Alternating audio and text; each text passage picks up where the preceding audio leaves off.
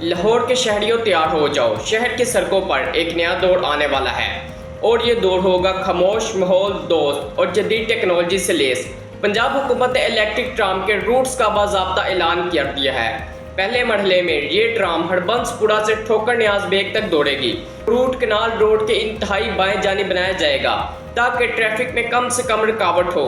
چین سے منگوائی گئی یہ برقی ٹرام 3 یونٹس پر مشتمل ہوگی جو صرف 10 منٹ کی چارجنگ پر 25 سے 27 کلومیٹر کا سفر طے کر سکتی ہے اور بالکل دھوئیں سے پاک ٹیکنالوجی۔ یہ منصوبہ لاہور کی پبلک ٹرانسپورٹ میں ایک گیم چینجر ثابت ہو سکتا ہے۔ یہ ایک طرف ماحول کے لیے بہتر ہے، دوسری طرف ٹریفک کے بہاؤ کو بہتر بنانے کے لیے انڈر پاسز کی ایڈجسٹمنٹ جیسے اقدامات بھی زیر غور ہیں۔